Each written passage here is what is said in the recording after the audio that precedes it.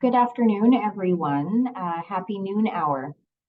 Welcome to the Manitoba Chambers of Commerce and the Communities Economic Development Fund's virtual forum focusing on the impact of climate change on Manitoba's small and medium-sized businesses. My name is Elizabeth Safdiak.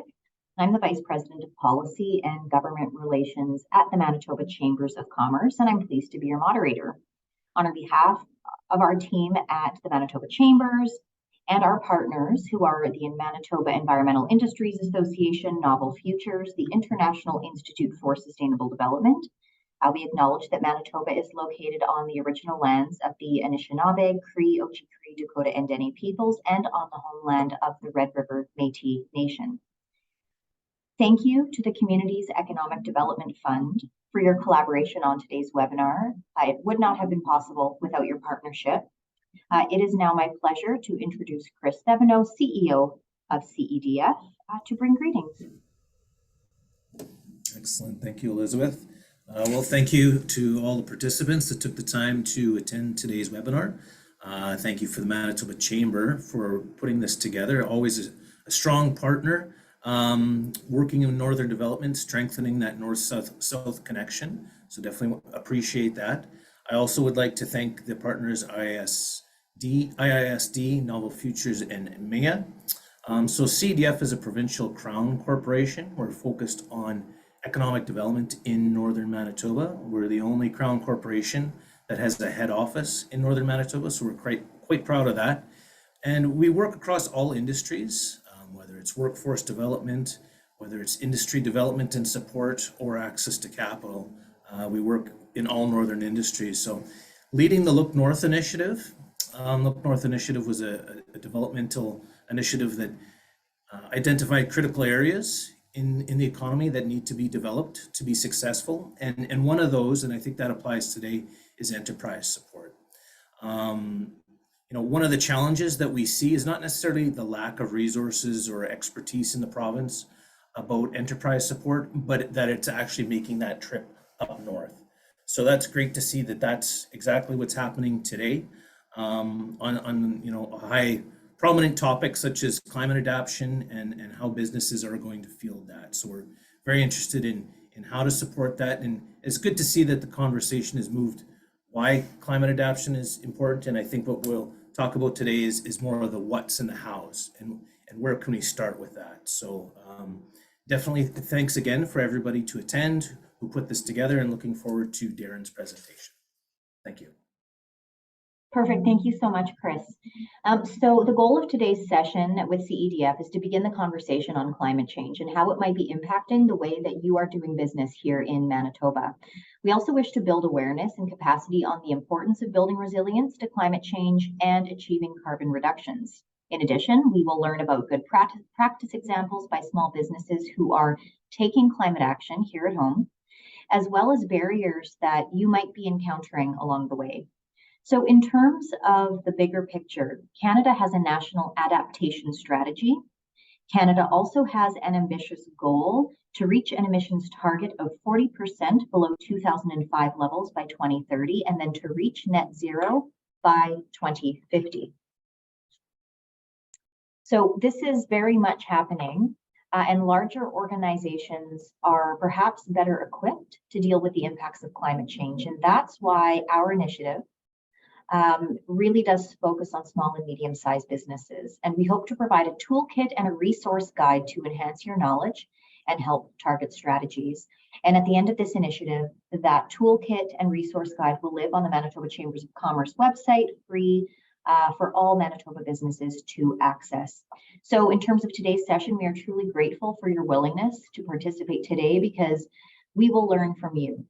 And these insights will help to inform our toolkit and our resource guide, which I just mentioned. And this will in turn help to support the broader community. So in terms of format for today's session, we'll start with getting a better sense of how climate is changing and why it's happening.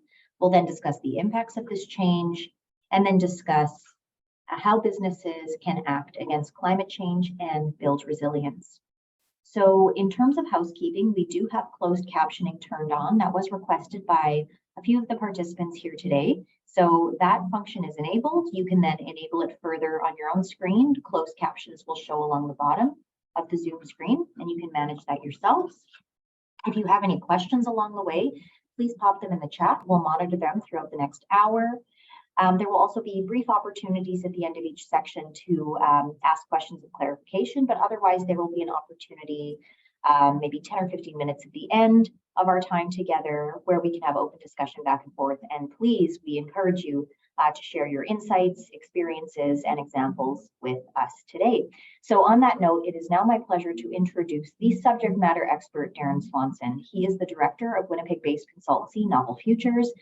He's also a senior associate with the International Institute of Sustainable Development. He has over 25 years experience supporting sustainability issues, including climate change mitigation and adaptation. Darren has designed and facilitated numerous workshops and forums globally as well as locally. And it is my absolute pleasure to welcome Darren. The floor is yours. Well, thank you very much, Elizabeth, and also Chris. Thank you for setting the stage and for hosting this forum here today. And great to see everybody online, looking at the participants list right now. One thing you can do too as a participant to help your colleagues see who you are, if you haven't ever done this before, in the participant list in Zoom, you can sort of right-click on your name and you'll have an option to rename yourself, and maybe in brackets after your name, you could put the company or the organization you're with. I see some of you have done that already. That helps your colleagues and us to know where you're from, and helps when you do provide thoughts and comments too. We know who it's coming from. We'll be having some stopping points throughout for some questions and answers, and a dedicated space at the end for a bit of a discussion to learn about the types of things that you're doing.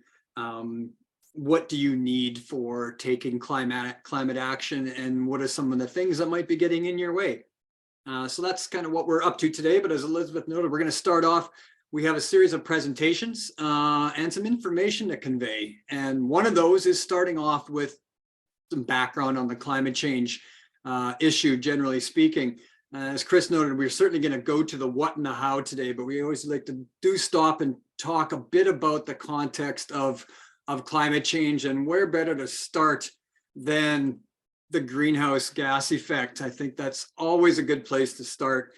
And the very simple diagrams are always a good place to start, because the greenhouse effect, when we talk about it, we all have a good sense for what it is. We all know what a greenhouse is and how it works. In this case, the glass really forms a way to let the sunlight in, and it traps heat so that the temperature inside the greenhouse can be warm, whereas the temperature outside is cold. Exactly the same thing's happening with the atmosphere. It serves a very similar purpose as what the thickness of the glass does in keeping the earth warm outside the cold vacuum of space. Now, it's that layer of atmosphere, the concentration of gases, which is the key part here. And I'm not going to show too many graphs at all in this presentation, but this one is an important one because it's the concentration of gases in the atmosphere that is the issue. If you look at the very, very far right, we'll start at the far right. This is a graph of the concentration of carbon dioxide in the atmosphere in parts per million. And if you look at the very far right, we're up at a point now that reads at about 420 parts per million of concentration of carbon dioxide in the atmosphere. And if we look backwards on this diagram, we see that this level is literally way above the point it's ever been in the past. And in fact, if you look at the bottom scale, those are actually years. And scientists have tested and have a record of what the concentration of carbon dioxide is in the atmosphere dating back 800,000 years, thanks to trapped air in the ice in Antarctica. They can drill down and measure the concentration of the atmosphere at different points in time, depending on how deep you drill. And over time, over geologic time, carbon dioxide has varied naturally over the course of time until recently. So on the very far right, we see now we've kind of moved above the regular oscillation of concentration of carbon, and we are literally off the charts now. And this is why scientists are so concerned, and this is why now politicians are creating policies to help to limit the amount of carbon dioxide that we do emit, because the off the charts part is because of human activity over the past 100 and some years during the Industrial Revolution. Now, it's that concentration of gases that is causing the warming effect, and experts that study the climate, such as Manitoba's very own Prairie Climate Center at the University of Winnipeg, they're telling us that by the end of this century, in the way that we are emitting carbon into the atmosphere, the climate in Manitoba, the summers in Manitoba, will likely look like Kansas and northern Texas in terms of the summer climate. That's a warmer Manitoba than we're used to. And the experts at the Prairie Climate Center inform us that this will really necessitate a complete reworking of how we live and thrive in our environment. We'll have to live and thrive in an environment that's different than what we're used to right now. And you can see on the diagram that the government of Manitoba has put together that the things that we'll start to experience because of the warming are changes in the ice in the north, changes in the permafrost foundations, more wildfires that we're already starting to see, changes in extreme events throughout the province and in the south, greater risks of flooding, things like that. And these things all have real and measurable impact on Manitoba businesses, and particularly so for businesses in the north, where some of the changes will be the greatest. But it's important to note in this whole picture that climate change will also present new market opportunities for businesses to help service help support, provide the enterprise support for how to adapt to these changes and to take advantage of the market opportunities.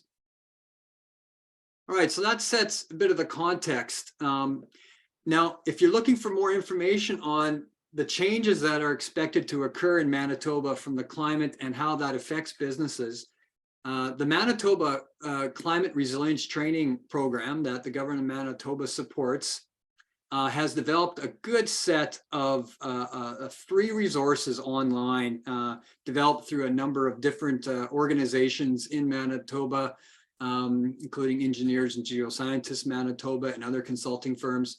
This one here particularly, and you'll have access to these slides, there's a link to a module, a training module and a recording online about Manitoba businesses, and particularly northern businesses, and how climate change could impact them in terms of supply chains, assets, and how regulations and legal risks could play in. So this is, I just point you to this resource because it's a great free resource.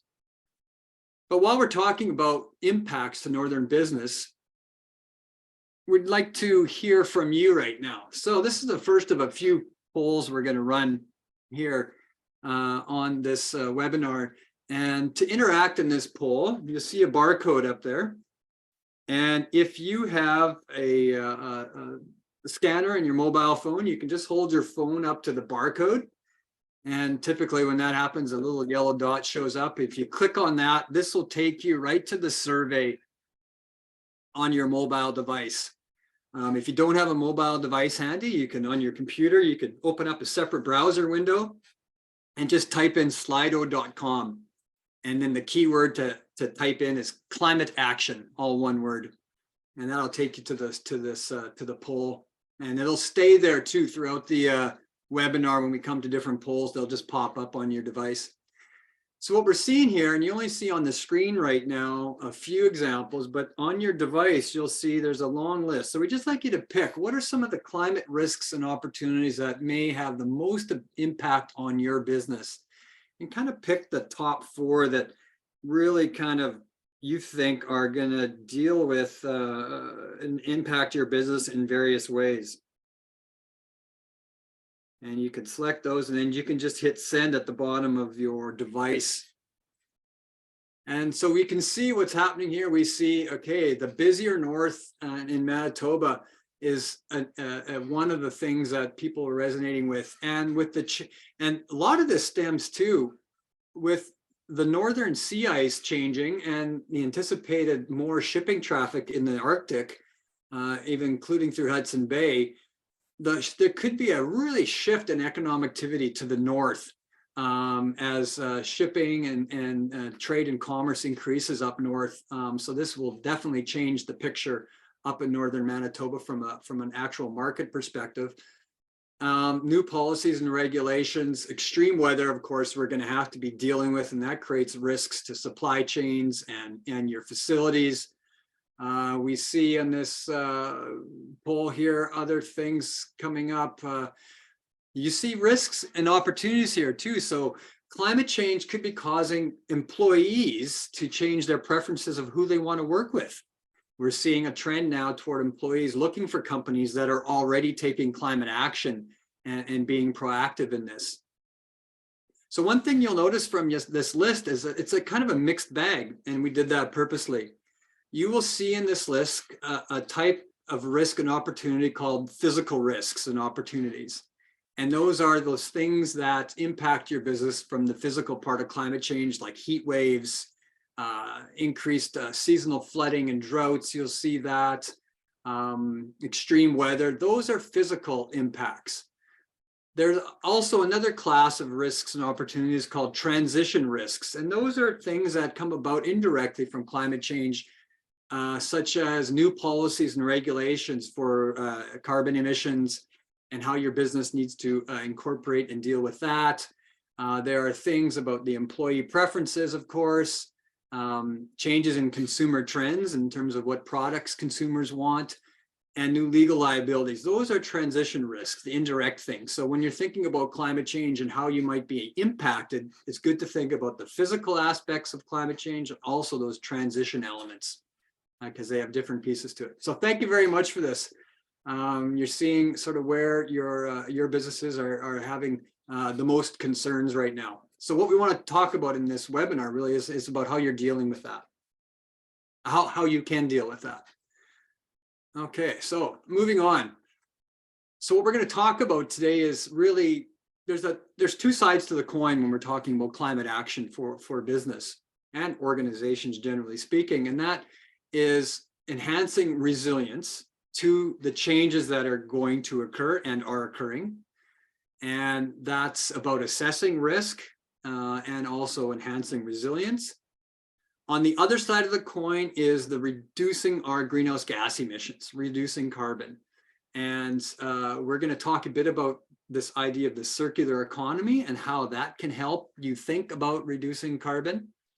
And the third thing we're going to mention briefly is how to use nature-based solutions, how to kind of really leverage the natural environment to help you do both, to help build your resilience as a business and also help you reduce emissions. All right, so that's the lay of the land for today, and we're going to move pretty quickly through this material so we can get to a discussion here at the end. But one last kind of general point to frame thinking is that it's useful to think about your business in terms of two types of activities, a home game and an away game. We found businesses like to talk about it in this sense. So climate action in your home game is a lot about how you could take action in your operations, the things that are sort of within your business, sort of within the fence of your business, your facilities, your operations, those types of things. So that deals with your buildings, facilities, vehicle fleets, supply chains, and those types of things. Your away game, you can think about that, taking climate action in terms of the products and services that you're offering to your clients and how you can enhance resilience of those products and services, how you can help reduce carbon inside of those through your products and services. So we'll refer to that a bit throughout this webinar. Okay, without further ado, if you're having questions on anything that you're seeing through this, and if you want to sort of clear the air on those, type your questions into the chat space in Zoom. You'll find that at the bottom in your menu bar. You can type in your questions and we'll have a few stopping points throughout to clear some sort of clear the air, so to speak, on questions. And then, of course, we'll have more of a discussion at the end. Let's talk about assessing risks and opportunities, that one side of the coin that helps to enhance resilience. So a first place to start is, okay, well, what do we mean by resilience?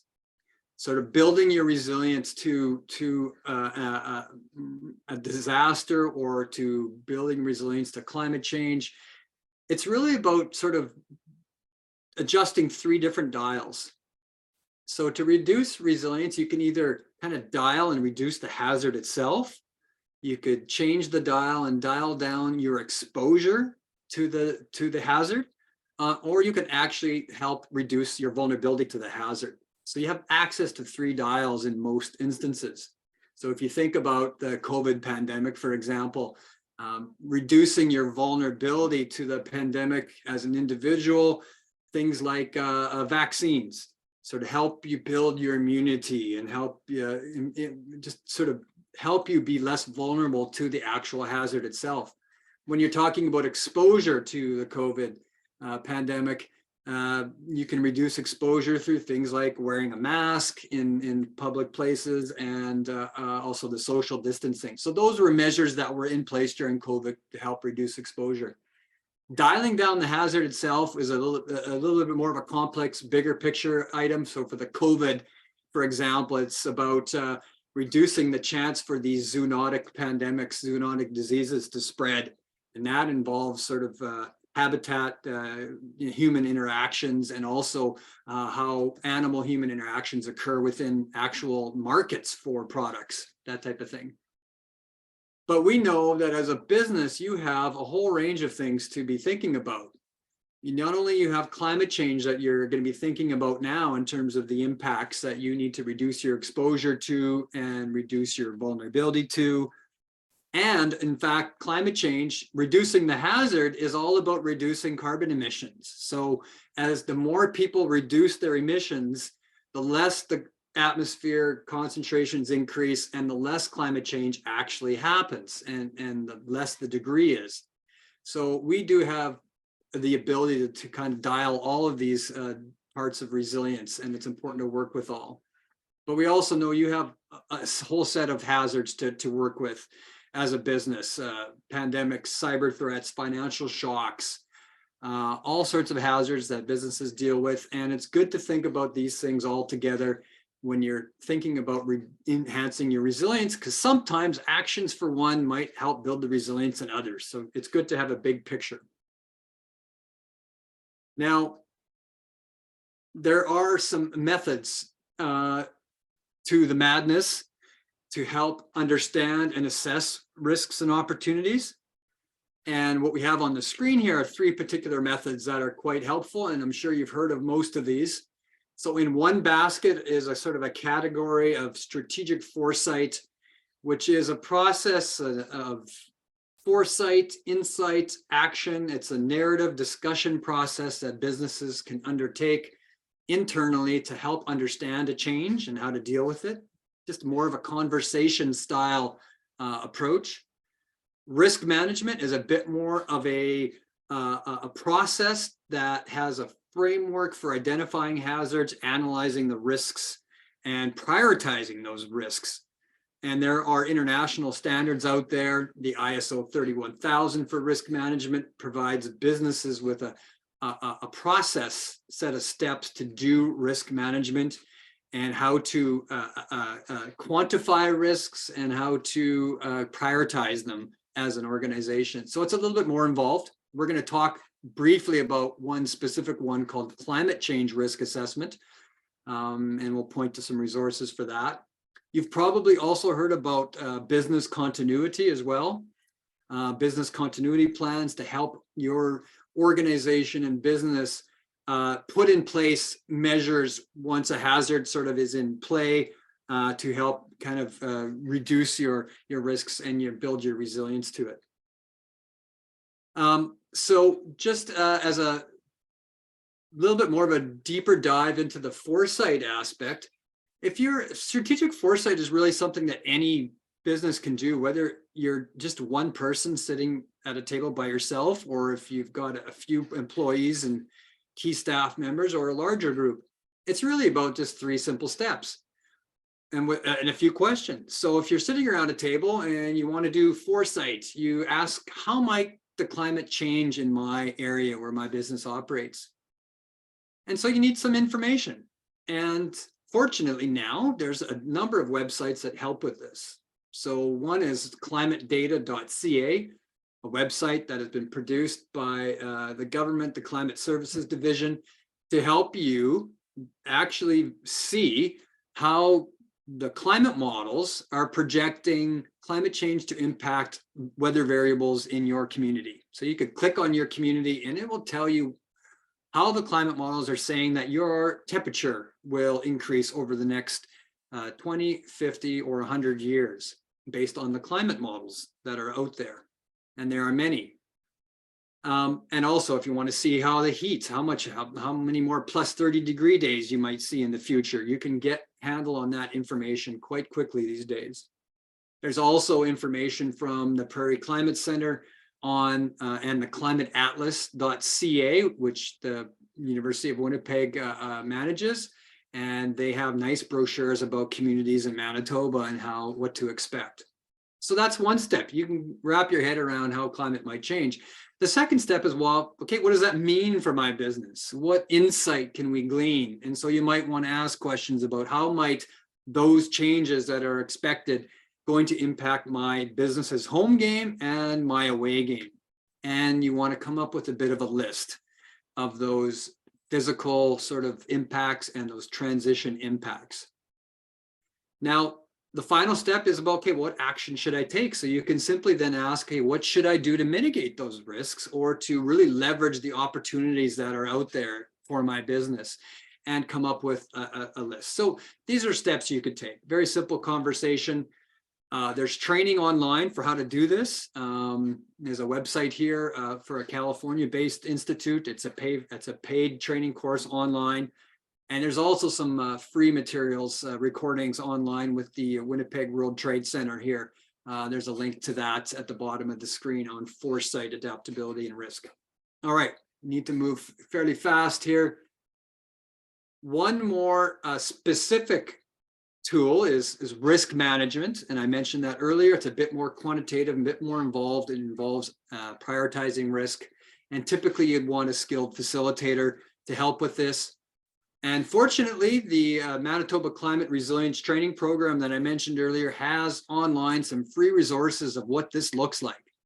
So at this link here, you can get a free recording and some slides about risk assessment, climate risk assessment for Northern Manitoba businesses specifically. And these slides and this recording really walks through what this looks like and how a business can really do a detailed sort of risk assessment of climate. And it uses Northern Manitoba business examples. So it's extremely helpful in this context. All right, want to move forward. Well, let's just kind of step briefly here. We got another poll here that's just showing up on your screen right now. And we're just simply taking a peek here. Which of these approaches have you applied in your business so far? Have you played around with strategic foresight just to think about the impacts to climate change or some other issue? Do you have risk management, a process in place in your business right now that you've used? Do you have a business continuity plan? And do you know how to generate one of those plans? And I see we do have people online, and so we at least have one person, one organization that has dabbled in each of these 3 areas. And we would feel free to share in the chat space too, if you want to elaborate a bit more on that. And we'll come to you here in about 20 minutes to hear about some of this, some of these efforts that you've been undertaking. We definitely do want to hear these, because that's one thing we are doing in these events, these forums, is stockpiling what businesses are doing and then producing a nice little summary report on the end to help businesses understand what they're already doing. Excellent. So we got a bit of experience in each of these areas. Thank you. Okay, we're going to just keep flying. We're flipping the coin over now.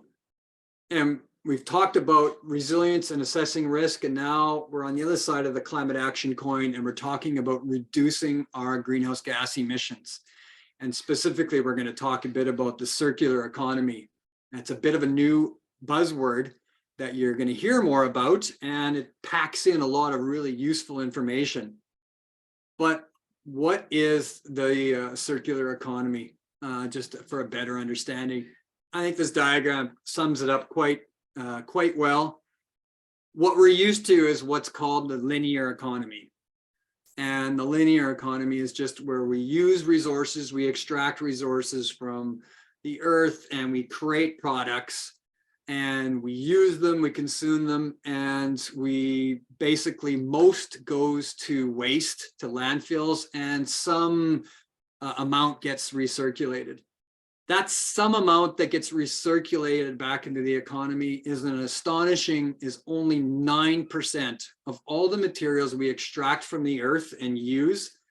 Only 9% of what we create comes back into the economy for useful use. The rest goes to landfill, is incinerated, or sits in some nascent storage area for perpetuity. That doesn't make any sense.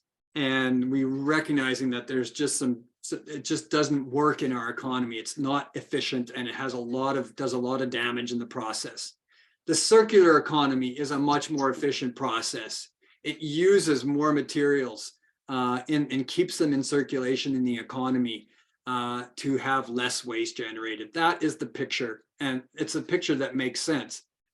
The numbers are quite important too, because experts globally anticipate that the greater circular economy approach can reduce greenhouse gas emissions around the world by up to 40%, within a decade. And the material footprint, our sort of use of new materials that we mine and generate could reduce by 30% if we just keep them in the economy, rather than having them disappear in waste or storage. In Canada alone, the government anticipates that plastics management alone could reduce carbon by about 1.8 million tons, and as well generate billions in revenue and new jobs, about over 40,000 new jobs, if we just sort of managed plastics in a more circular way. So this is real. And there are different approaches. Well, I'm going to go quickly to this slide first. This is real, and it's real in Manitoba. So we have Supply Chain Manitoba, an organization that is really helping Manitoba businesses wrap their heads around the circular economy.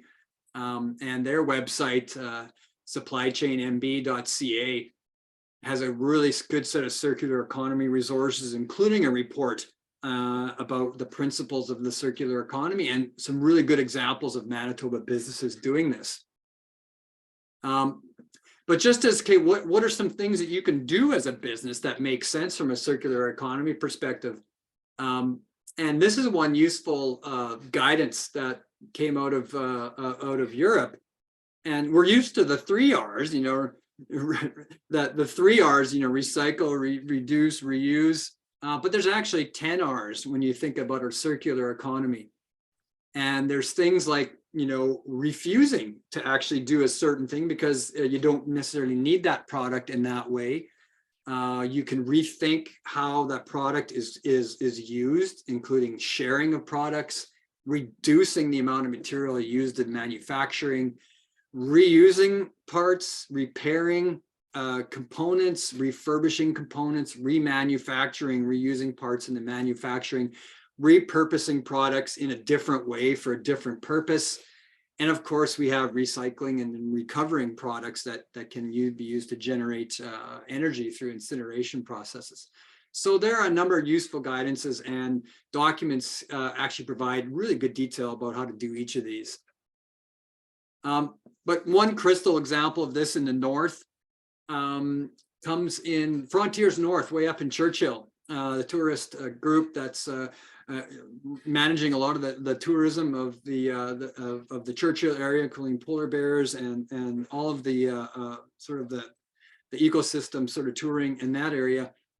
They of course have the famous tundra buggies, which the picture you see there, and they have now, working with the University of Winnipeg and New Flower Industries, are taking batteries that are end-of-life batteries from electric buses and repurposing them in their Tundra buggies, which can then extend the life of those batteries that weren't useful anymore to the longer haul transit, but are still useful in shorter haul Tundra buggy work. So they've extended the life of that product. That is the circular economy in action, taking useful things, making them have a longer life instead of them just being disposed of. So that's a really good example. And there we go. There's the Supply Chain Manitoba for more information. All right. We're going to move to the very last topic we want to touch on here before we stop and hear from all of you. And that's this idea of nature-based solutions, using nature to help enhance our resilience to climate change and also to help us reduce our greenhouse gas emissions. This is a very useful diagram that the City of Calgary produced about, what are nature-based solutions. And there's really a spectrum of nature-based solutions that are useful to organizations, communities, businesses. If you look at the very far left, you have a class called natural assets. And these are the original sort of habitats, the grasslands, the forests, the lakes, the wetlands, riparian areas around rivers. These are all assets that now communities and municipalities are seeing that they're performing an actual targeted type of an infrastructure outcome for us. For example, wetlands are providing good ways to keep source waters clean that communities are using. So there's some really the assets are providing not only sort of physical infrastructure needs, but are also providing, recreational opportunities that are valued by communities. But in the middle are a class of enhanced assets where those natural assets are kind of combined with some engineering features. So constructed wetlands, for example, to help manage stormwater. You're seeing that in communities and cities, and constructed wetlands to help manage effluents from certain industries. So combining nature with infrastructure and engineering helps to produce enhanced assets. At the far end are kind of more engineered assets or green infrastructure, things like green roofs, using to help kind of reduce heat effects in cities and manage stormwater runoff off of building roofs, green walls, rainwater harvesting systems to kind of use water that's comes off of roofs to kind of recirculate them in buildings for use, bioretention, bioswales to manage stormwater, things like that. So it's a really nice diagram. And a lot of these things are very useful specifically to businesses. And I show this one example here from down in the States just because it makes a number of important points. So this is an example of a larger business, Dow Chemical in Texas. They were required by the US Environmental Protection Agency to meet additional certain water quality standards of their effluent from one of their petrochemical facilities. But they realized that rather than designing and building a new wastewater treatment plant, which was going to cost them $40 million, they were able to enhance and maintain and build an engineered wetland at a cost of $1.4 million that actually produced the same water quality outcome that is supported, that meets US EPA standards. Significant cost reduction. And not only was it just meeting their water quality needs at a lower cost, they also reduced their energy consumption because they didn't need pumps and lighting and cooling and heating systems for buildings and plants because this was a natural system. And it also enhanced local drought resilience by maintaining the local wetlands and produced an abundance of wildlife. In fact, they're one of the major bird count areas now in the area.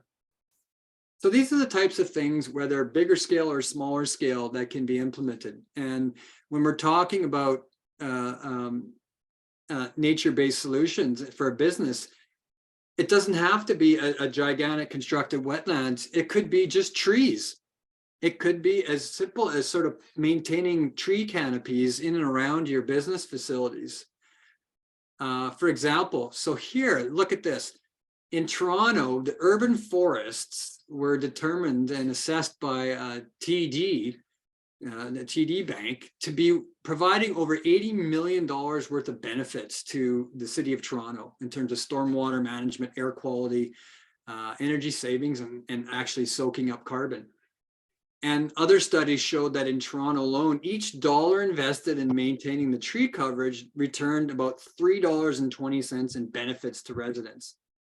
So these are huge cost benefit numbers in terms of why even things like tree canopies can help enhance resilience to climate change and at the same time soaking up carbon.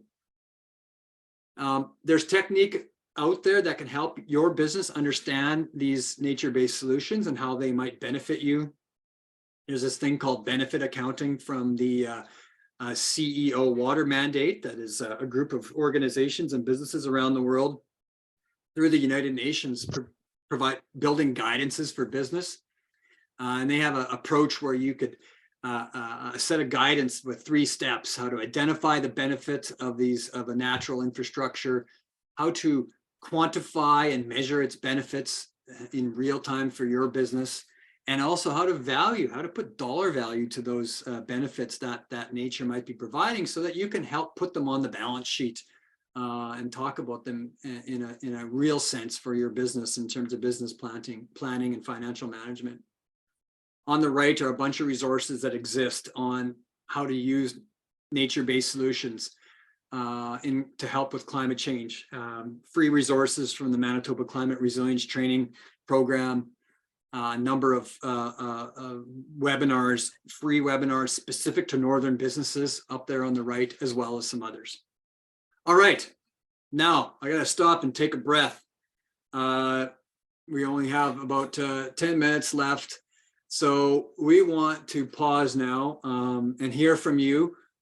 Questions you may have had about the materials already presented, but very specifically also, aside from the questions, we want to hear from you about, have you been taking climate action already in any of the ways that we've been talking about so far in this webinar?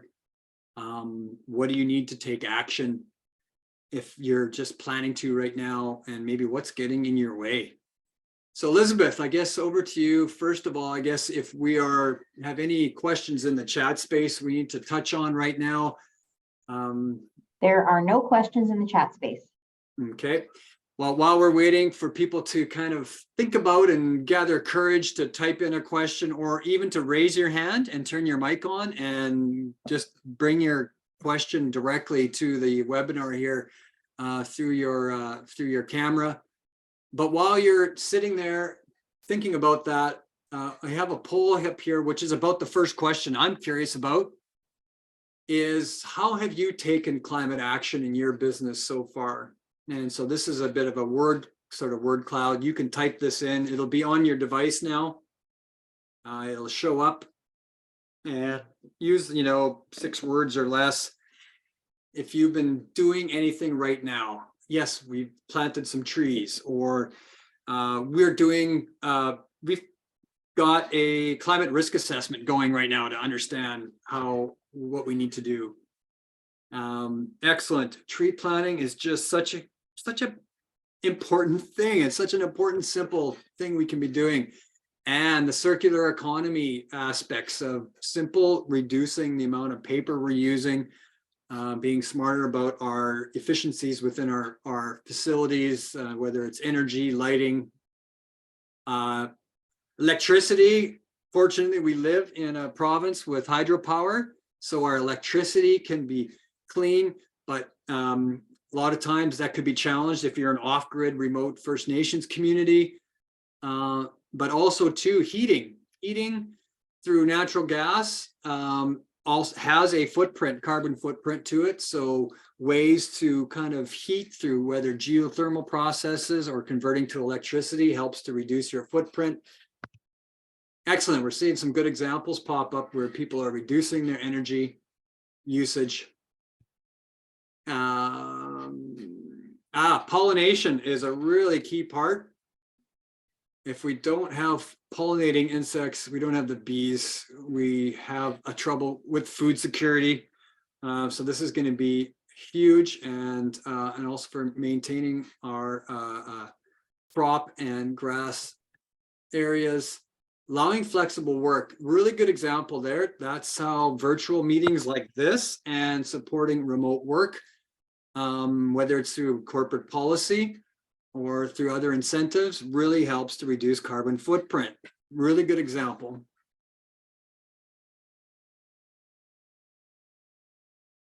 Okay, I'm looking online too, on the chat space. Okay, excellent.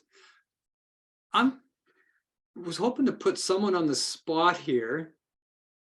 Okay,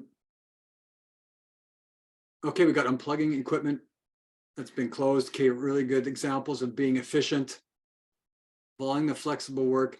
Business continuity planning. I wonder if the person that suggested that, would you be able to and wanting to kind of elaborate a bit, whether that was for climate change or not?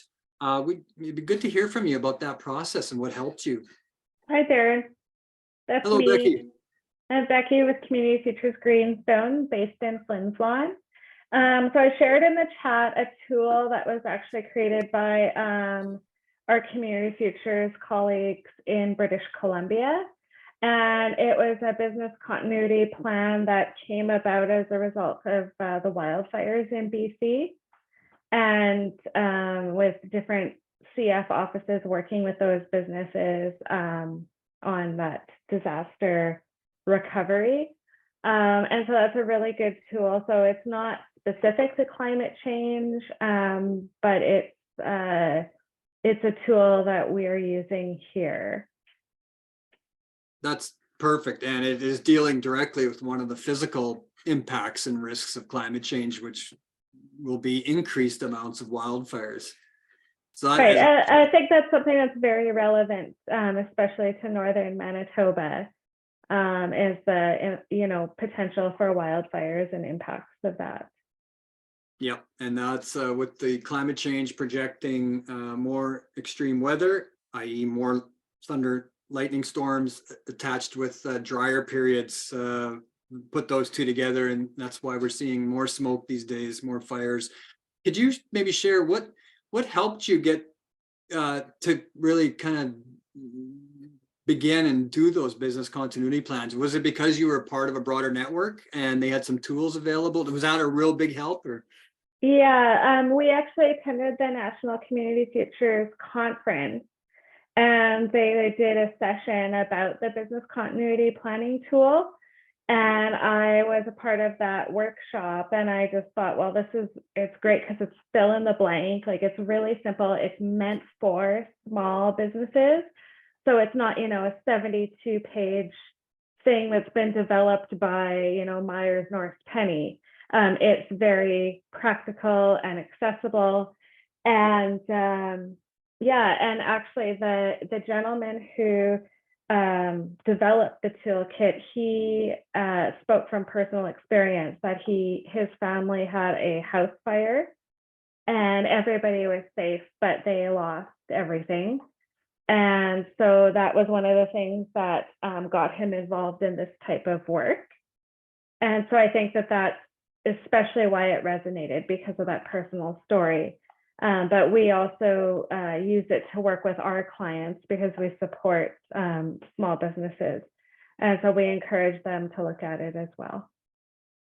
Oh, excellent. Becky, thank you very much. And thanks for sharing the link you did in the chat space. I'm sure the colleagues online and others will be appreciative of that, because we will summarize this information for Manitoba businesses. Thank you very much. Other colleagues, floor is open on if you want to elaborate on anything you've shared here on the word cloud.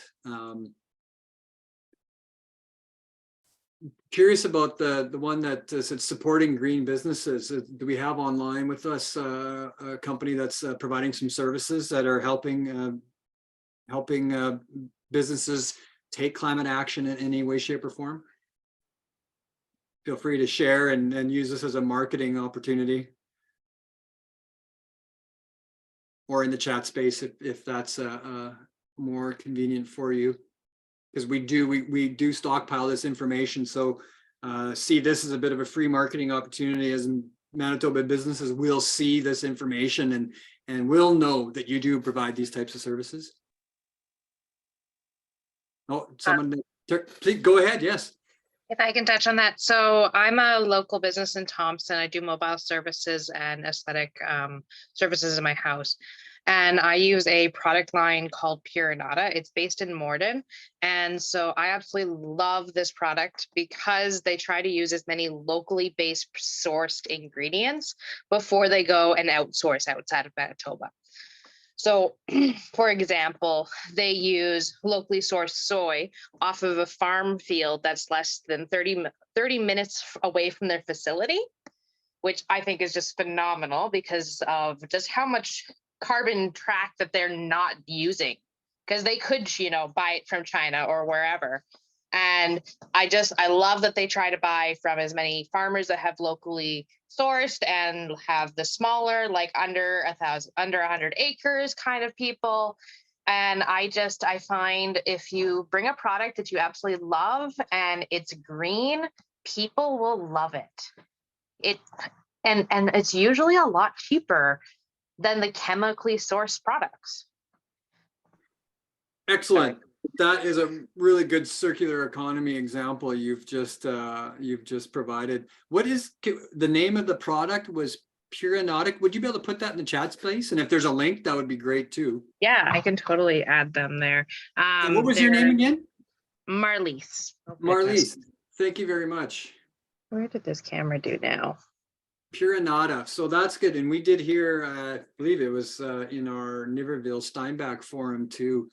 A company called Milieu Markets has producing a lot of helping with the refilling of products and doing locally sourced products. A business in Russell, Manitoba, Tin House Coffee Designs and Coffee House has their local garden with and using locally produced products and selling them in their coffee shop, as well as ingredients directly from the area. So that's a good example of the circular economy. It lessens the impact, the carbon impact footprint of your supply chain, of course, in that type of a process. So thank you very much for that example. Mm-hmm. The other thing that I really like, so in my business, because I'm so far north, I don't always get the chance to go into wholesalers and order things on a monthly basis. And I'm sure everyone has that, you know, running shopping list in their salon or business going like, oh, I need to get this, this, and this. I keep mine for like 3 months at a time, and I order like 4 to 6 times a year. And that has saved me so much in shipping alone. It's phenomenal. Yes, I have to buy more when I'm buying, but I'm also not having to constantly buy things. And I find that helps my business a lot.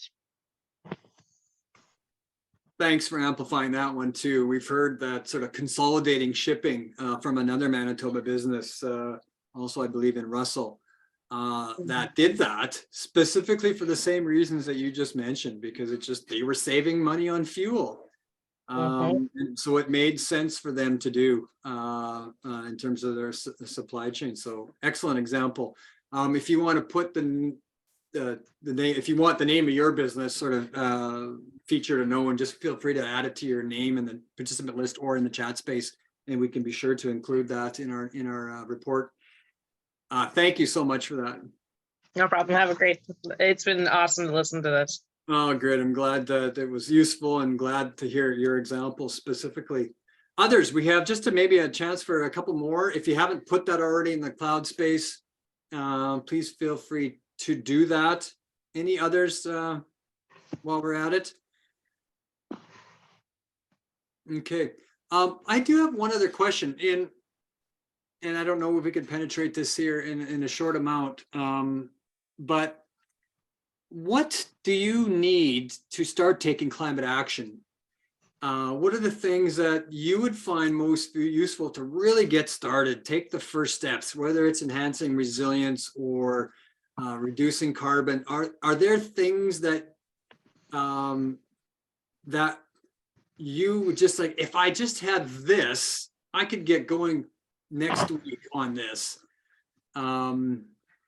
If you could think of things like that, feel free even just to raise your hand and mention it directly.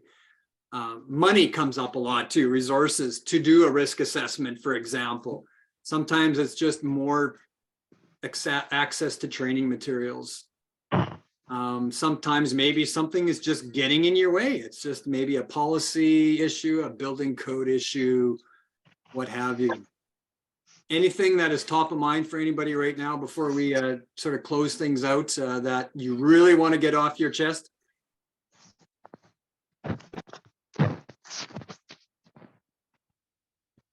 Okay, all right. Feel free as we're closing out here to add that to the chat space if you like, and you'll get your Elizabeth will provide contact information too. So if something comes up after the webinar you still want to share, you know how to get a hold of us. So Elizabeth, over to you, and Chris to close things out. Perfect. Thank you so much, Darren. And thank you for facilitating this discussion. I think it was really engaging. And thank you to everyone who joined us. I truly appreciate hearing your insights. The neatest part about this entire initiative in the sessions we've held throughout the province is hearing directly from you and hearing the great examples that you can add and the value that you add to our discussion. It helps inform our next steps, and it will help to inform our toolkit and resource guide. So truly, thank you for joining us. So what's next? We'll be closing out our initiative by the end of July. We're hoping to hold a couple of more webinars before that time.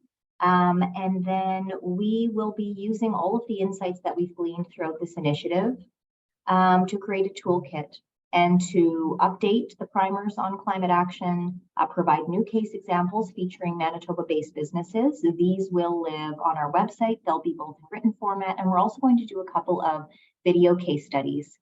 And when this toolkit is done, it will live on the Manitoba Chambers of Commerce website, free for you to access and free for you to share with your networks. But before we leave and formally close it off, I will invite Chris to provide some closing remarks. Okay, no, I'll be brief, but thank you for everybody attending. I think this is more than the start of a conversation, it's the start of a process on working like this. Definitely want to thank Darren. An engaging lunch webinar over Zoom is no easy task, but definitely the polls added to that. I'm going to steal that one from you for sure. But the content, you jammed a lot in there: nature-based solutions, benefit accounting, and definitely appreciate. I think it helps us when you give us specific northern examples, like you did for the Tundra buggy and that. So you had a northern flair in that, so definitely appreciate. And thanks again.